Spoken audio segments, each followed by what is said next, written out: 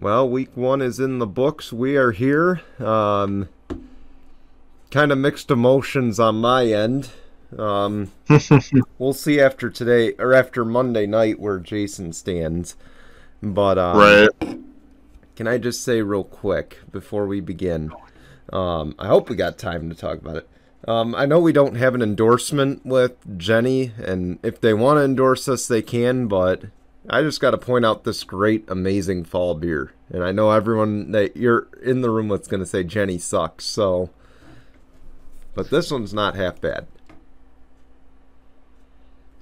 Well, if we're going to sponsor anything, can we sponsor Busch Light Apple and how they should keep it going on after this year? Because it is one of the best beers ever. I'll agree with that. It's apple cider season. It's apple cider season anyway. Keep it around. Man. It doesn't just have to be during, like, the summertime. It could be fall, too.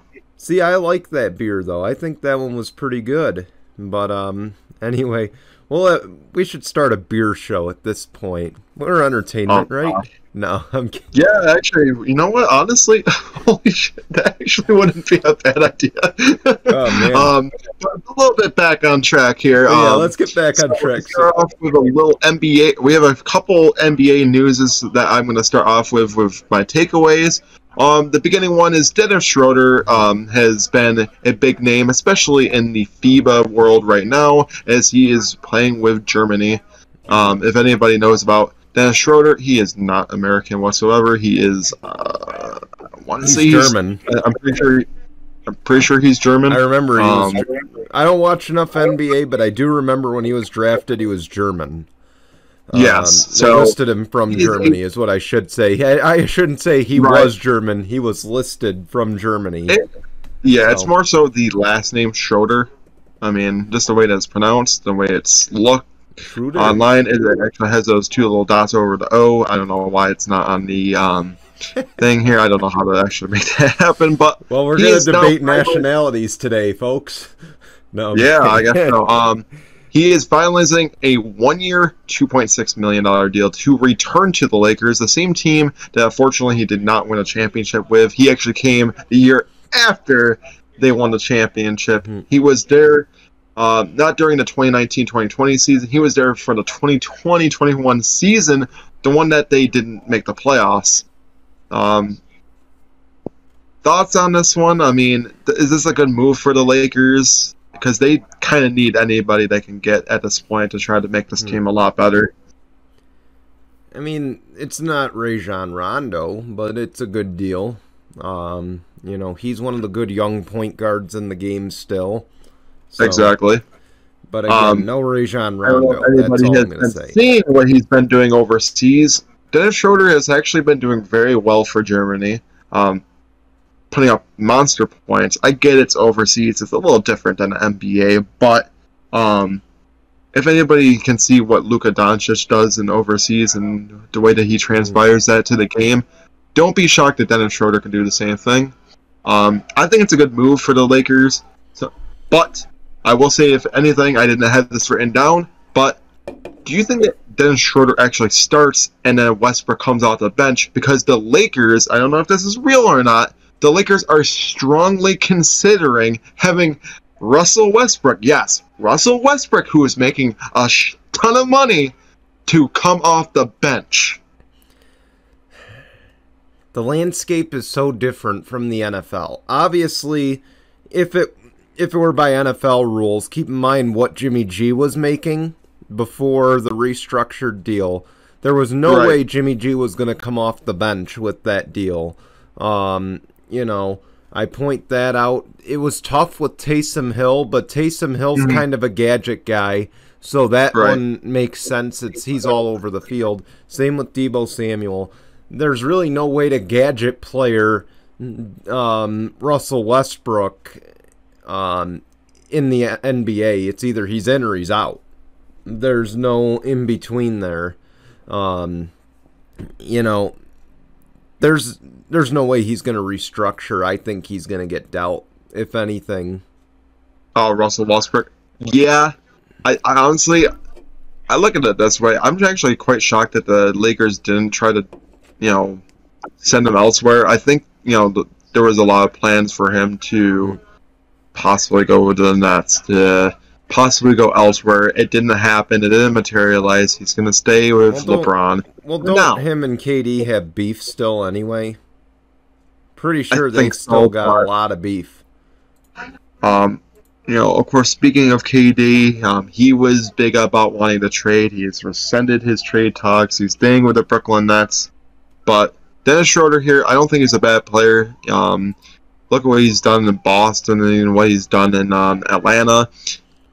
I feel like he's honestly been in every team he's been a part with, other than maybe the Lakers, have been pretty successful.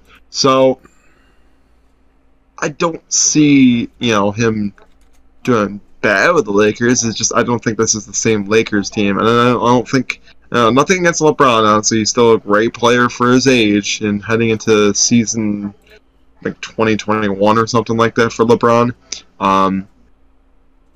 He can still show up, but I don't think this is the same LeBron from like season 19. He was drafted in 03. He was a part of the big 03 draft class. Oh, Dennis Schroeder? LeBron. Or LeBron. Yeah. So LeBron's still going to give him the same leadership. LeBron's still going to give him the same amount of, points per game, the same stat line all across the board. Well, yeah, of course. It's LeBron James. This landscape of the NBA, you can't do it alone. So, but he'll keep them out of the tanking discussion. He'll keep them well within the bullshit and play-in discussion. Right. See, the problem with the Lakers right now, and I don't want to, this will probably be one of my last points here, is they have such a great team. I mean, maybe not the greatest team, but they have such great all-stars around this team. But the thing is, the egos don't mesh well. Russell Westbrook, get him away from the Lakers. If you want to honestly win basketball games, get Russell Westbrook away from the Lakers. He's a cancer to that locker room. He's a cancer to that team. You want to go anywhere and have an impact and be a playoff team, you get rid of Russell Westbrook. Yeah, absolutely. Because ever since he's left OKC, he's been going to team to team to team to team, and it's been absolutely nothing. He's been trash. He's not the same player as he once was. I just think that Russell Westbrook's draft capital has gone way down. Probably the main reason why they've kept him, because they're probably not going to get a whole lot of value out of him. But maybe it wouldn't hurt maybe to try him off the bench. See if that's better for him to do. See, will his ego get in the way with that is the bigger question. It could be. And I think it will. Be it for that one. I'm going to get to my second takeaway here. This is actually before you story. do. Before you, okay, go ahead. So I did want to, oh my gosh, no, I briefly lost my train of thought, but I was going to say, Russell, it's not like the days with the Miami Big Three where those guys could put their egos aside, and mainly I point to Dwayne Wade with that, because Dwayne Wade was probably the most selfless player on that team. I'll do whatever I have to do to be sure this team wins. That's the kind of role he played. He's like, if I got to come off the bench, I'll come off the bench, which never happened. But he was very selfless with that. Chris Bosh, same thing. Whatever I got to do to help this team win. And LeBron was just, the weight's definitely going to be on my shoulders, but whatever we got to do to win. And that's the kind of attitude that Russell Westbrook should have. It's a shame that he doesn't. It's, I want to be the star. Fuck everyone else. See, at least Anthony Davis was willing to be that co-star along with LeBron. Russell Westbrook, by the way, does not. And it's probably the main reason why James Harden and Kevin Durant left OKC in the first place. Is because they just had enough of Russell Westbrook. And just, the team, revolves around me, and you're just basically my co-stars. That's not how it should be in the NBA itself. But this one, I'm not going to go too deep into it, but it's definitely something that's to talk about. Well, the Suns owner Robert Sarver has been suspended one full calendar year and fined a hefty fine, $10 million by the NBA for apparently racist comments and misogyny. Thoughts on that one? I don't think I've ever seen any kind of owner getting suspended a whole full calendar. What about Donald Sterling? Year on something like that, especially in the NBA. What about Donald Sterling, though? What about him? He's the one who got banned from the league as the Clippers owner for the racist, misogynist comments. Yeah. Okay. That's true too. Um, Yeah, I did forget about that. yeah. Yeah, hence why Steve Ballmer is currently the owner of the Clippers, the former CEO of oh god. Microsoft. Yeah, Microsoft. Man. Jeez. Sorry, you're slipping. No, I'm just kidding. No, I know. Sorry, that's what happens when you wake up at freaking 4 in the morning every single day. Welcome to the brain club. goes mush. No. But this is an interesting one. Why they would just suspend him the whole year and not just get rid of him? But there is one company that might want to get rid of the Suns if they don't get rid of their owner, PayPal, who is currently their jersey sponsor. Hence, the little sponsor on the jerseys, if anybody has noticed them on the NBA jerseys. Well, they say that they do not want, that says if he is not off the team after his 1-year suspension, they will no longer be the sponsor team. They will no longer sponsor the team. So, good for PayPal. I mean, not that I wanted to get into this, but good for them. Because who would want to be a sponsor of a guy that, does something like that, comes back after a calendar year and find a hefty fine like that, and then just come back like nothing even happened? No, I wouldn't be okay with that either. So, good for PayPal. I'm really hoping that he's honestly gone and they look for a new owner. I didn't want to weigh in too much on this, but I will say, when this happened to Donald Sterling with the LA Clippers, I thought for sure this was going to set a precedent going forward. It's very clear this has not set a precedent whatsoever. No, and it's disappointing that we are, to me, when you set a penalty, 6 games for off-field misconduct in the NFL. Right. To me, that's the standard all across the board. Deshaun Watson getting suspended 11 games for rape. That's now the standard. Okay. I know. I could go on with Calvin Ridley. I mean, but what is it? Baseball 80 games for steroids, Mm-hmm. I would have felt that this set a standard with Donald Sterling, and it's clear that under a new regime, and I believe this was not Adam Stern's. This was not Stern's. David Stern? Or this was David Stern's regime. I'm sorry, I got names confused. Adam Silver's regime, I don't believe, kicked Donald Sterling out of the league. You're probably right, but he might have been commissioner, so you're still kind of involved. Yeah, but you might be right. You might be right.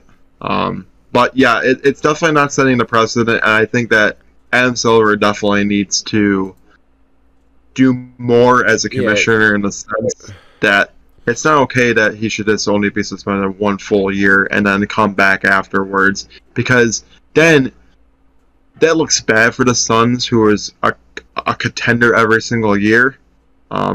Except for last year when they lost in the divisional round to the Mavericks, but they are a potential contender every single year, and it just looks like a bad image, and it honestly puts a big distraction on a team that is probably one big star away from being in the finals again. I was right here. So it is Adam Stern's or Adam Silver's regime that banned Donald Sterling.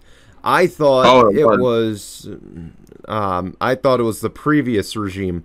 So Adam Silver, David you Stern, set a precedent And now you're going against it? Yeah, it honestly makes him look bad as a commissioner too. You know, everyone loved him when he took over, but man, this is going to tarnish his legacy. I could go all day of the bull crap that he has done that I do not like. The play-in tournament. Now, apparently, the mid-season tournament might be coming around. I know I didn't ever talk about that, but yes, that's apparently something that's been talked about too. Is a mid-season tournament. Maybe I can put that in my takeaways for some other time. Because there's a lot that's going into it. I'll save my thoughts for when we do discuss that. Yes, exactly. I definitely got a lot to say. I can go all day with that, but I'm not going to. But Adam Silver, you got to do better as a commissioner here, because it's not okay that he can do something like that and only get a 1-year suspension. He should be banned, kicked out of the league, and the Suns should be looking for a new owner. We shouldn't even have this conversation about him being only suspended at 1 year and fined $10 million. Yep. That's all I'm going to say there. I'll move on to my third and final takeaway. But this man had a very impactful game against his former team. 1.5 sacks, maybe 2. I don't know. I don't know what they really gave him. I know he had a solo sack, and I think he had a shared sack. So good statement win for the Buffalo Bills. They win 31-10 against the current defending Super Bowl champions in Los Angeles and Inglewood. SoFi Stadium. Defense looked very good. Offense did as well. But the defense, I think, was what really helped the Buffalo Bills win this game. Because you know what they say, defense wins championships, and they also win games. Defense had 7 total sacks on Matthew Stafford, and I want to say they had 3 turnovers too. I think it was 1 fumble and 2 interceptions or something like that. Maybe 3 interceptions. I don't know. But the real question I have is this the true Buffalo Bills team that we're going to have for 2022? Or are they going to be the same old Buffalo Bills and somehow find a way to lose in the playoffs? Too early to tell. That's all I can say on that. I think it is too early to tell. What I will say is this strong showing, I think, based on what I've seen from Kansas City, and I'll get into that in a moment, but what I've seen from Kansas City, this is a team that could take them down right now. I think so too. I'm not sold on Chiefs, but Buffalo Bills definitely come out on primetime football. Josh Allen, I tell you what, he's out for blood. I get it, it's just 1 game, but so far it's showing me that he's out for blood and he's ready to be on a big revenge FU tour. When we discuss Monday night, when we make our predictions, I'm going to tell you, I think of all the games, and believe it or not, I'd say this one has to be circled on there based on the history of the Factory of Sadness for their matchup that has happened, or that's going to happen on Monday night. It's been a Factory of Sadness. I feel this one's circled on the calendar. I'll get into that when we get into our picks. Right. But like I said, I feel this is a team that could take it to Kansas City. Well, we'll see. I'm really hoping that I'm right about this being the 3rd time the charm and that they actually get the win this time. Yeah. So. But I think that's it for my takeaways. Let's go on to yours. I hesitate to wear this jersey today. I know, but Austin Ekeler did do a very good job. No, honestly, he's doing. Should have a Mike Williams jersey on right now, if anything, because that man was the one that I wish I had a Mike Williams jersey. I need to work on that, but what I'm gonna say though is for the fantasy owners of Austin Ekeler, because I've been hearing it as a Chargers fan, and I get it. But here's the thing.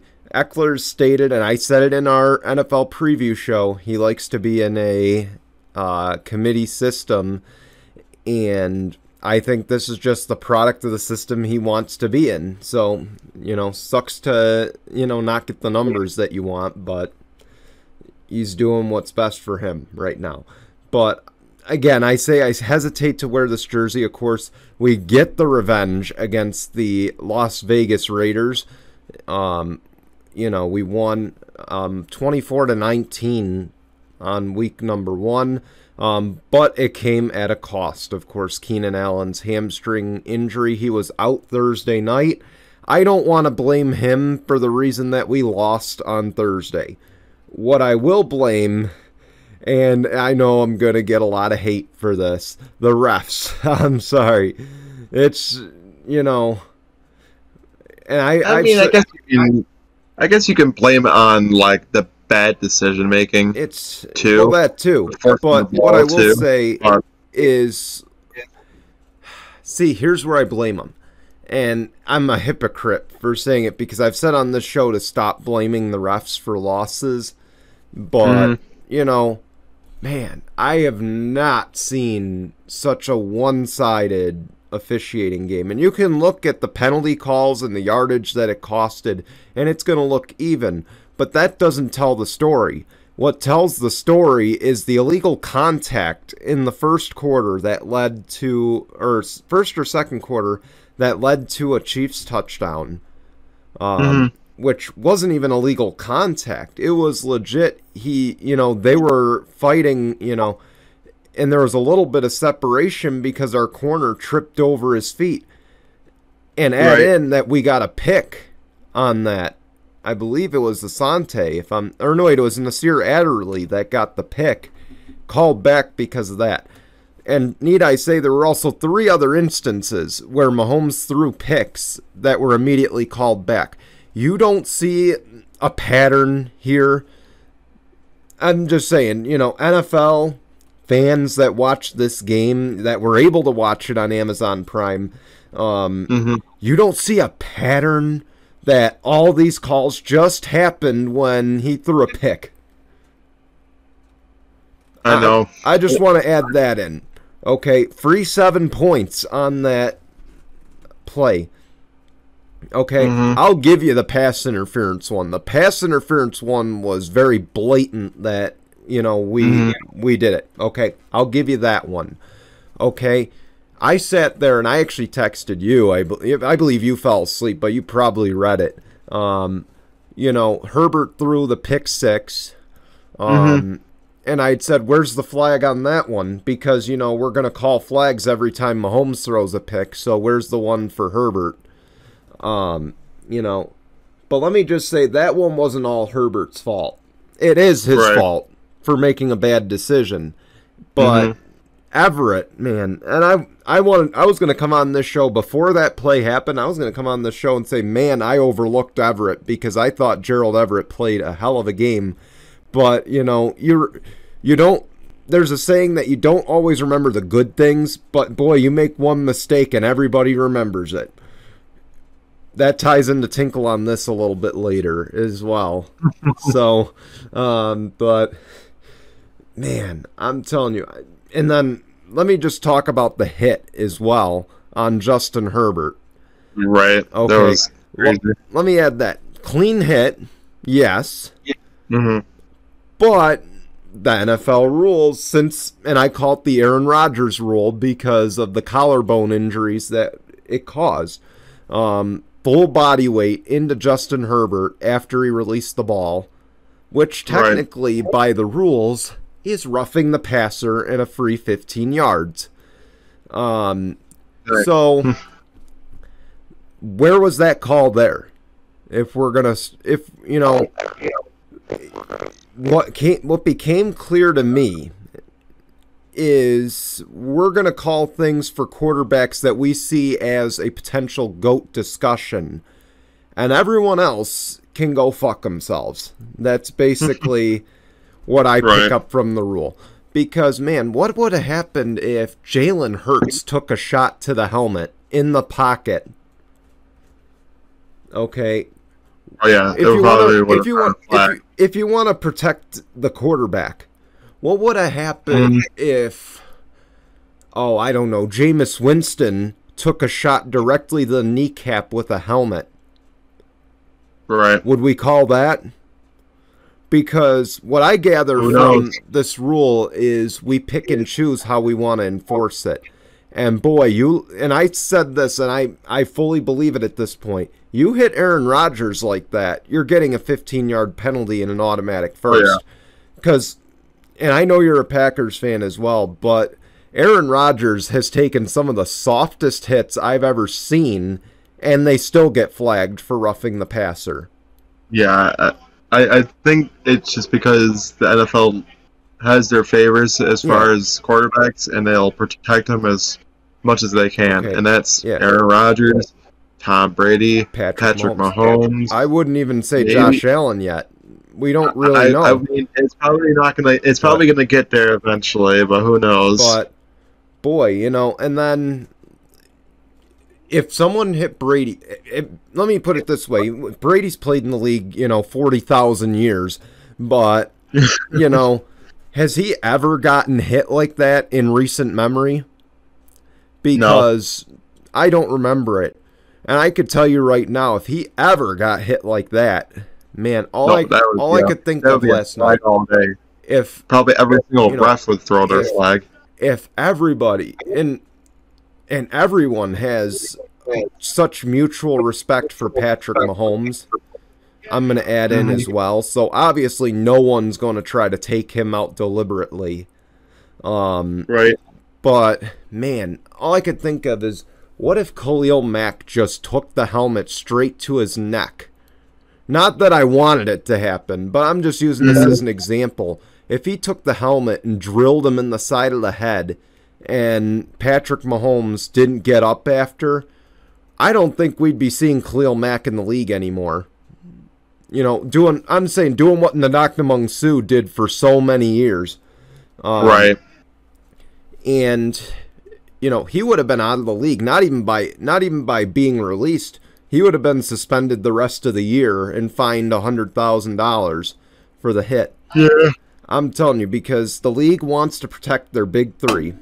They see those three as the top assets in the league.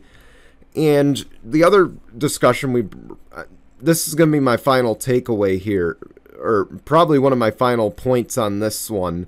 But let's go back to, now we say a lot that Brady gets benefits from the referees, and it's very apparent if you watch a game. Go back to before Tom Brady left the AFC East, minus the last 2 years, because the Bills were actually they didn't dethrone him, but they were close to being able to at that point. They were close, but yet still far. But go back to like 2000s when Brady was Brady and he was dominant. Okay, he got the calls then too. But were any of the team was there ever a point in that time that any of the other three teams, or all three or two of the three teams behind Brady and the Patriots in the AFC East, were even legitimately a threat to dethrone him? Minus the rogue Dolphins years where they did take him down. Yeah. And I don't even include 2008.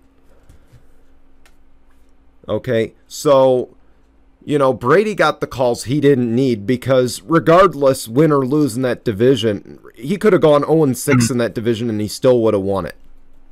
Plain and simple. That's how that's how non-competitive that division was at that time.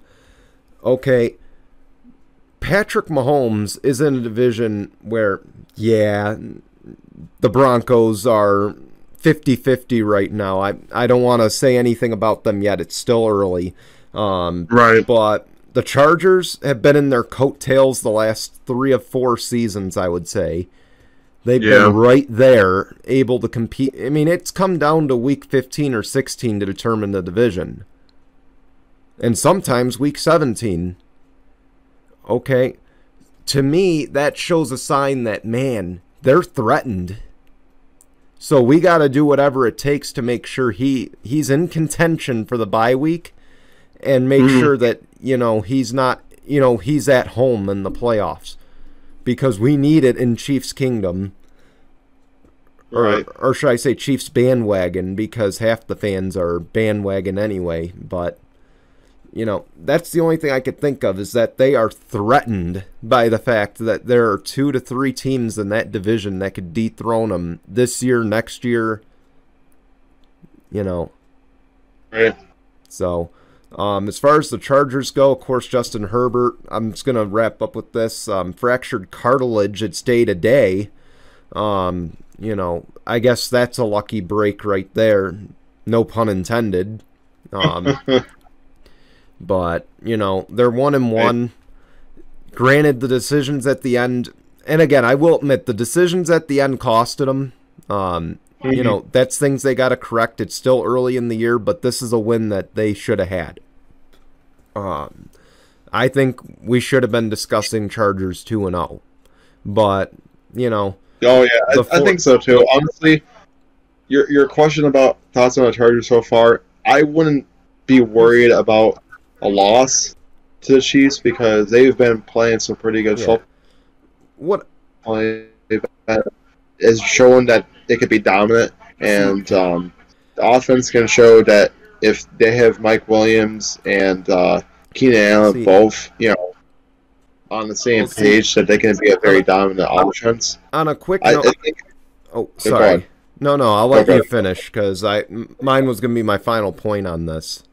And then also, I would honestly be very happy with the kind of defense that the Chargers put together because they went out and grabbed a lot of great pieces, and it's been shown.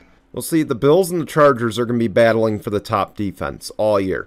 That's what I take away so far because they had Mahomes on skates in that first half. And that's the first time I sat there watching it saying, man, don't blitz him, don't blitz him. And every single time, they had him on skates. I get he was completing passes, but man, they could, I mean, you know, they played the be patient defense and wait for something to open. But man, those pass rushers were so fast. Mahomes had no time to be patient. And he had no time to be patient, and he had nothing open. So I'm going to say this too. Give Mahomes as much, you know, crap as you can.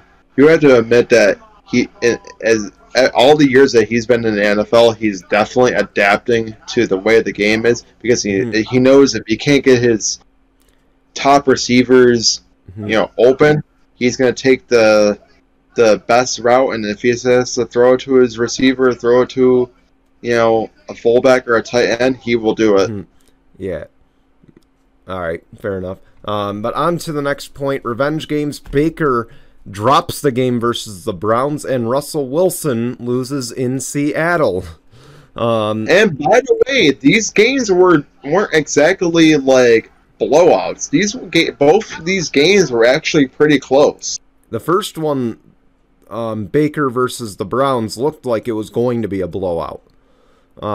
It did. You know, in short, Wilson versus Seattle, the only word that describes that game is sloppy. It doesn't, you know, none of those teams should have won. That's the first time I could say that. From the goal line, the Broncos probably would have won that game against Seattle. Yeah, but let me just say though, the one thing, and I said sloppy, but the one takeaway is Geno Smith's he's a pretty decent quarterback. I think we can take that away. I agree, but I think he's way too conservative of the quarterback too. He's not taking a lot of risks out there. I'm telling you, I want to know what film that the Broncos studied, because whatever film they studied, they should burn that film on Geno Smith. Just torch it. Because exactly. Because it might have been the time that he was with the Jets and stuff like that. The fact that you let him step up in the pocket and he had a wide open receiver, I mean, like nobody within 20 yards of him. That's embarrassing. And mind you, it's not a receiver. It's you know, Will Dissly is the current starting tight end for the Seattle Seahawks. And my final point on this: boo to the 12th man, because you all suck. Okay, Russell Wilson won you guys a Super Bowl. He leads in every franchise category, I believe. How dare you boo a guy that did so much for your community as well? That was disheartening, to say the least. And again, I get, you know, opponent, you know, he's just another player against you guys, but that was horrible. But anyway, final point, Roger Federer announces his tennis retirement. Of course, So sad. Roger Federer. Man, we're losing a lot of stars in tennis now. Serena, now Roger. But Roger has over 1,200 wins, 6-time Australian Open, 8-time Wimbledon, and 5-time U.S. Open champion. Needless to say, he's going to go down as one of the greats in the sport. But glad we still have Rafael Nadal. That'll be fun. I don't watch much tennis, but again, I figured that had to be brought up because I was about to say Roger Federer and yeah, there's one and more. The other one there were like two of like the better names. Like when I watched like ESPN, like a religion, those were like two of the better known and tennis players. Djokovic, that's the other one. Yes, those three would always be in the top discussion, as well as the Serena Williams, the Williams sisters, Serena and Venus. Yeah, they would always be in the discussion itself all the time, because they are just that good. They are just that good, and it sucks that he's announcing his retirement, but he's been in the sport for so long. I don't know if you saw the picture of him back in the day when he had the longer hair to what he looks like now. Crazy, man. I gotta look. But let me just say, though, and let me end it on this, that, there's the meme going around with the x-ray and that he's got the dog in him. Talk about the dog in him. Roger Federer has a whole pound in him. Okay. That's how I'm going to end it. But, oh, man. With that, though, we're running close on time, so we're going to take our break, and then when we come back, we're going to discuss the latest on Lamar Jackson and Ravens saga. A quarterback in the AFC or NFC least is likely going to be out for a very long time, and then our Week 2 picks and tinkle on this. So stay tuned. We'll be back in a moment.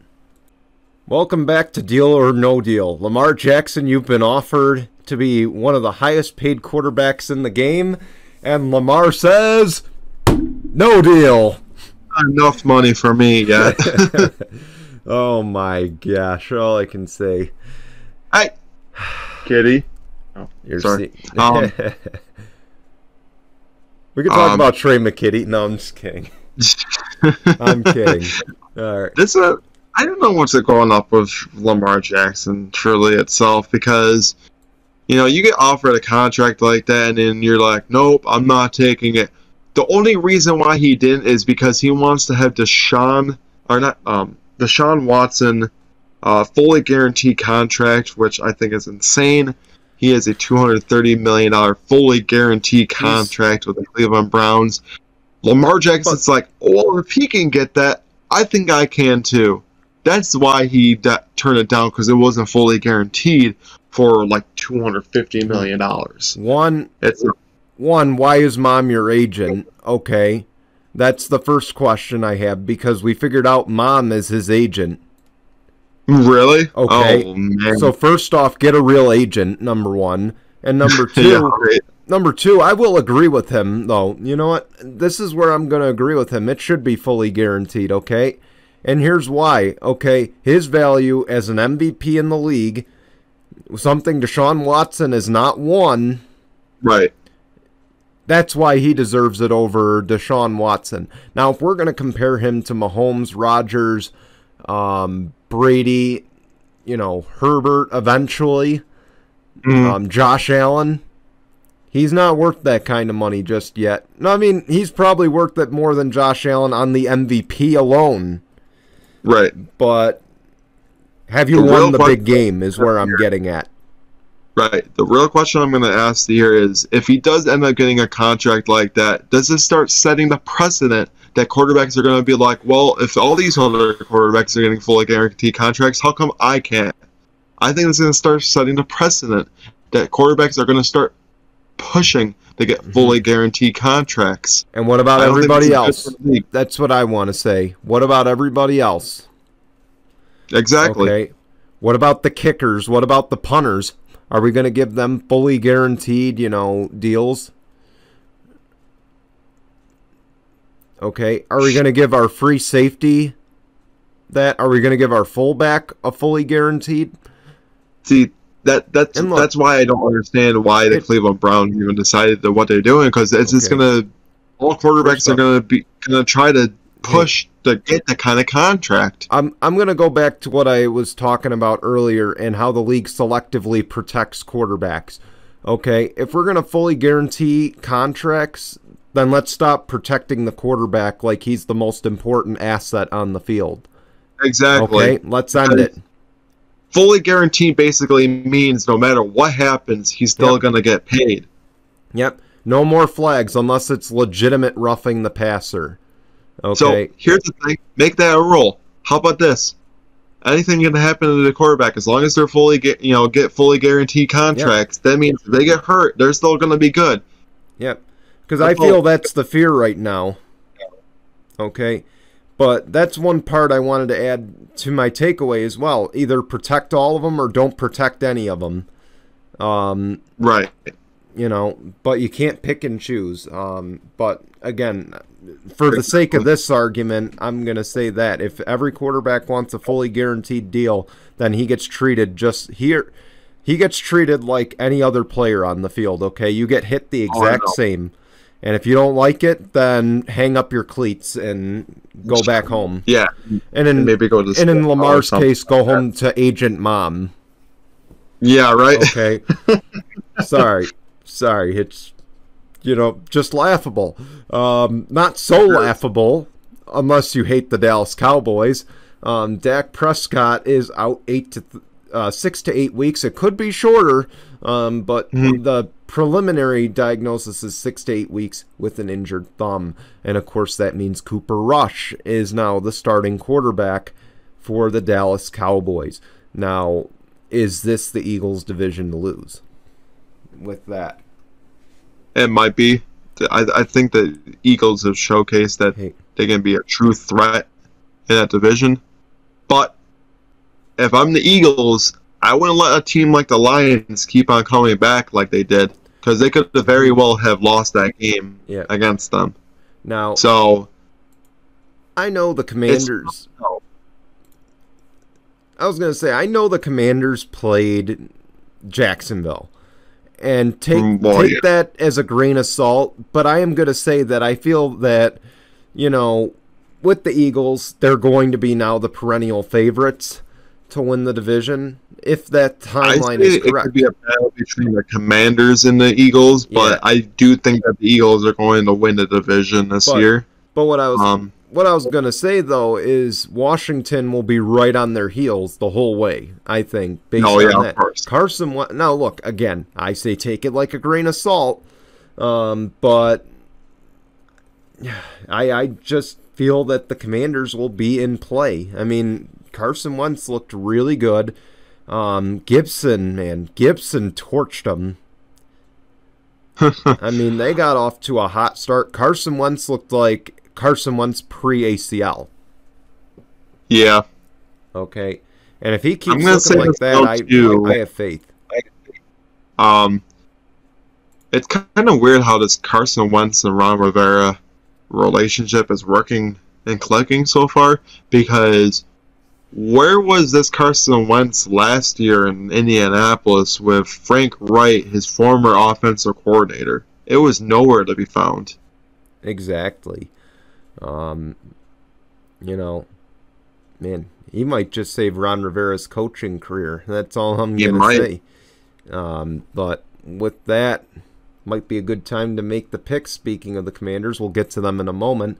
But we start out with the Jets and the Browns in Cleveland favored by 6.5. I'm going to have to go with the Browns here. Only because you got Joe Flacco starting yet again, because I think he's actually starting the first 3 weeks of the season. So, Browns, I don't think this one is going to just come off of a lucky game-winning field goal. I think this is not going to be as close of a game at all. Nothing against the Jets, but I just don't see the Jets being that good of a team this year, so I'm going to have to go with the Browns. And I honestly think they're right about the line. I think it's going to be about a touchdown or more game against the Jets. You were right about the pick. You were wrong about the distance. Okay, Joe Flacco had 300 yards last week against the Ravens defense, which is supposedly one of the best in the game. Still only had like 3 points or something like that. I'm telling you, I wouldn't be shocked to see a Jets upset, but I believe it's going to be same verse second, or second verse same as the first. For the Browns, it's going to be at least 3 points. Workplace injuries involve a lot of uncertainty. Sorry, had an ad playing in my ear. So Washington, the Commandos, as I like to call them, and the Lions, and Detroit, for the first time I think I've ever seen it since we've done the show, they are favored by a point. Yeah, they're favored by a point. I don't know. This one's a tough one. I'm more sold on the Commanders than the Lions. Only because Lions, that whole entire game against the Eagles, were playing from behind. So I'm thinking the Commanders are going to get the win here. The only thing that costed the Lions week 1, and I'm going to say it, I'm going to say it now, I'm going to say it again, onside kick is what costed them. They would have beaten the Eagles if it wasn't for the onside kick. Right. Gave them great field position. You basically gave them a free 7 points. So I'm going to go with the Lions here. I think it's going to be a little bit distant. I think a touchdown, honestly. Especially I still since think that's crazy that the Lions Commanders game have tickets as low as $36. Yeah, and I gotta applaud Swift, by the way, playing on a injured ankle and getting 144 yards. So that is insane. Bucks, Saints, Tampa favored by 2.5. I'm not sold on the Bucks so far. I'm really not. I think they got a lucky win against Dallas. So I'm gonna go with the Saints over the Bucks. Because I'm pretty sure the Saints beat the Bucks last year in New Orleans. So no, I think the Bucks got swept last year. And mind you, without Jameis Winston too. The Bucks got swept last year and the year before that. So I'm going to go with the Saints. The Saints have had the Bucks numbers ever since Tom Brady's joined them, so I'm going to have to go with the Saints here. Streaks are made to be broken. I'm going with the Bucks. Oh, wow. Okay. I'm telling you, there's no more Sean Payton here. Okay, this is Dennis Allen now, and I don't think Dennis Allen has what it takes to beat Tom Brady. Okay. Giants and Panthers, and the Giants in an unlikely way won the game last week, but they are 2-point favorites today. That I find crazy. I don't, this one's a tough one because you don't know what kind of Saquon Barkley you're going to get against the Panthers either. Are you going to get another 160-yard performance out of him? Probably not. Baker, Panthers were like yay close to winning that game against the Browns. It just was, got unlucky and lost by a game-winning field goal. I'm probably going to go with the Panthers here against the Giants, but I wouldn't be shocked if the Giants pull out another upset here. There's one thing, the Giants look different. That's all I'm going to say. Right. New coach, it looks totally different, but I'm going to go with the Panthers. Patriots, Steelers, New England favored by 2.5. I don't know if I like that they're the favorites, honestly, but who knows? This game could go either way, honestly. I don't know. I'm gonna go probably more so the Patriots over the Steelers. I think Mac Jones is gonna have a better game against the Steelers than he did against the Dolphins, but it wouldn't shock me if the Steelers found a way to come out on top. I'm going to go Patriots, honestly. No TJ Watt, no problem. Oh, that's true, too. So, that's all I got to say on that.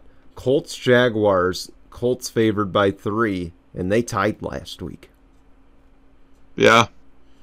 So, both of these teams, technically, the only team here that didn't lose was the Colts. They only tied.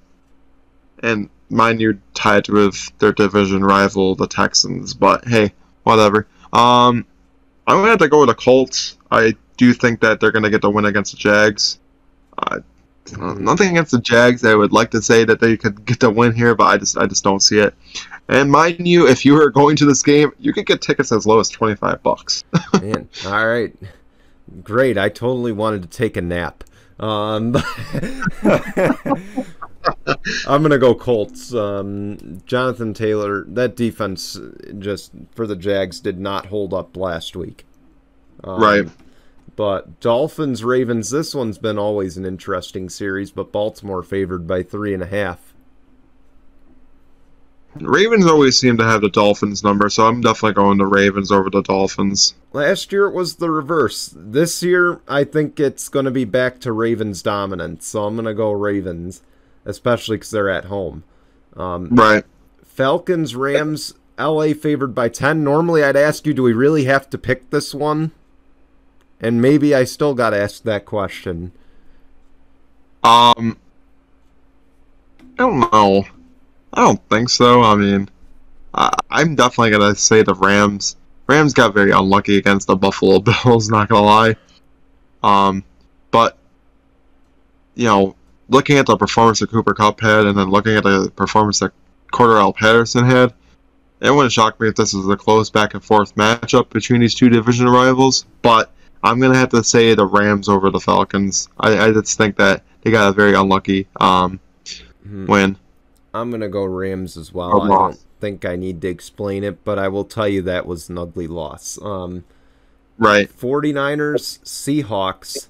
And I'm not even going to say, do we have to pick this one? Because we said this last week, and look at what happened. Mm-hmm. The impossible happened. But San Fran is favored by 9.5. I don't know if I like that they're the heavy favorites in this one. Not gonna lie. Only because they didn't play that well against the Bears.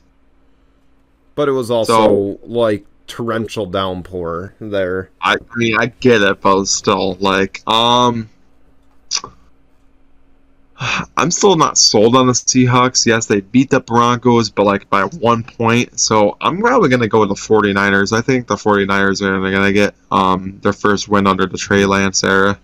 They probably won't have George Kittle, and that's why I also don't like this 9.5 favorite thing, but I'm going to go with the 49ers, and it's going to be a close one. By the way, the Cooper Rush effect, $22 tickets in Dallas. So thank you, Cooper Rush. But Bengals, Cowboys, Cincy favored by 7. Yeah, I can see why.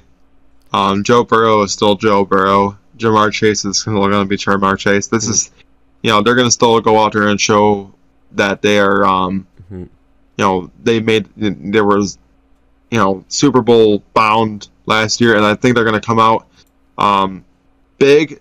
I think it's going to be more than 7 points against the Cowboys, especially with Cooper Rush at the helm. So I'm going to think that the Bengals are going to win in high fashion against the Cowboys. Bengals, not even close. Cowboys never beat a 10-win team last year. They never beat a playoff team, and that's going to keep going into this year. Texans, Broncos, Denver favored by 10. Another one that I could say, do we really have to pick, but I'm not going to say that. I think this time that the Broncos offense is going to be a lot better and clean up those mistakes, so I'm going to say the Broncos over the Texans. I want to say that, but the Texans and Davis Mills looked like a really good second-year quarterback. Against, he kind of looked like that in his rookie year, too, towards the end, so... I don't know. I think I'm going to go for the upset. I'm going Texans over the Broncos, because the Broncos have a lot to clean up on that defensive front, and I just don't know if they can do it this week. Davis Mills and the offense looked pretty good last week. I think they can continue that. I think that's some really good momentum. I think they will go 1-0-1. That'd be something. Cardinals, Raiders, Vegas favored by 5.5.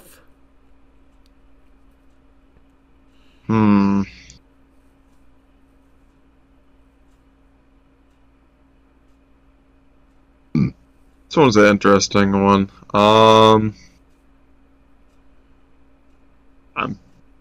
probably gonna go with, honestly,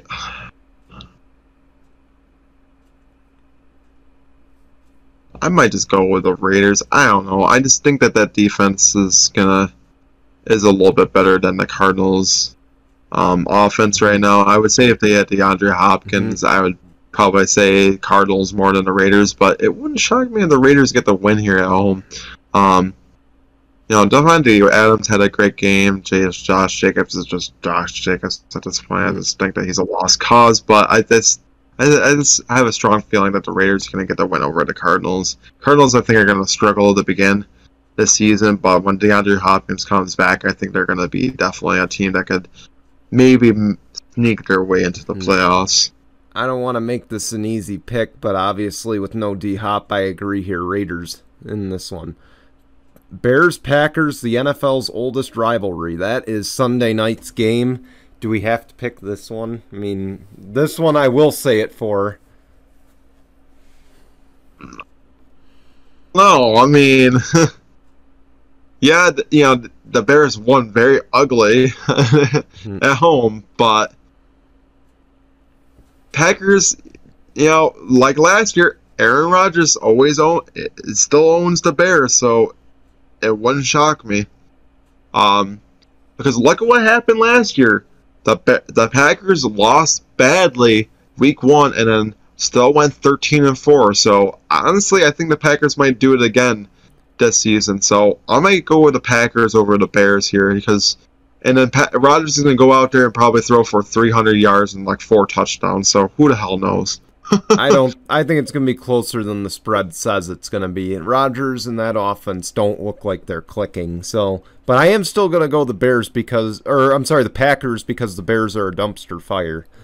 Right. But anyway, here we go. Double Monday night games right here. We start at 7:15 with the week 2 does, but week 1 does not. I don't understand that. Weird, but. Titans, Bills are on ESPN. Bills favored by 10. I don't know if I like that they're the heavy favorites in this game. I get it, it's in Buffalo, and it's probably, I'm actually glad it's in Buffalo this time because the last few times that the Bills have lost to the Tennessee Titans, it was in Tennessee. So to have this game in prime time in Buffalo, which those tickets are highly expensive. I checked it on Ticketmaster, like $274 for just like the cheapest tickets for that Monday night game, which I think is insane. But I do think that the Bills are going to get the win here. Nothing against Tennessee Titans and Derrick Henry. I think the Buffalo Bills, with that added beef on that defensive front, is going to actually be able to try to and actually slow down Derrick Henry. And with no Julio Jones, who ended up, being up on the Bills last year, and then no A.J. Brown, I don't see the Tennessee Titans doing as well against the Buffalo defense like they did last year. So I'm going to go with the Bills over the Titans. All right, we're cutting it close on time, so I'm just going to say this. Don't sleep on Derrick Henry, and don't sleep on the Titans necessarily, because Derrick Henry is still going to get 100 rushing yards. That's just plain and simple. That's a gimme. But I am going to say Bills. I think they end the factory of sadness against Tennessee. So Eagles, Vikings. Again, we're cutting it close, but I believe the Eagles are favored by 2 here in the second of the Monday night games. This was a tough one.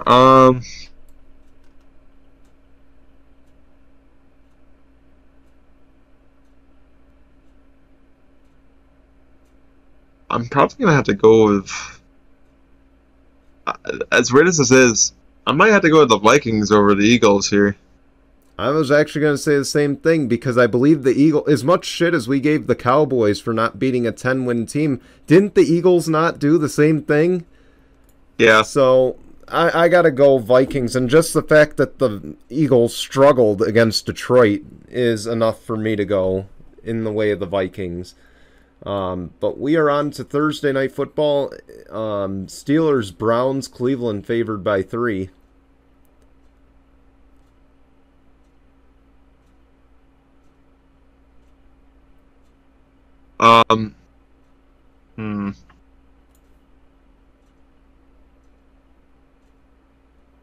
I'm gonna have to go to this. Damn, actually,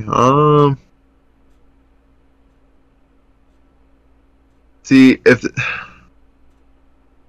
I don't know. I might honestly go with probably the Steelers over the Browns here, honestly.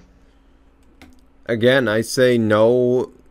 TJ Watt, no problem. But I do think, though, Kenny Pickett will be starting that game.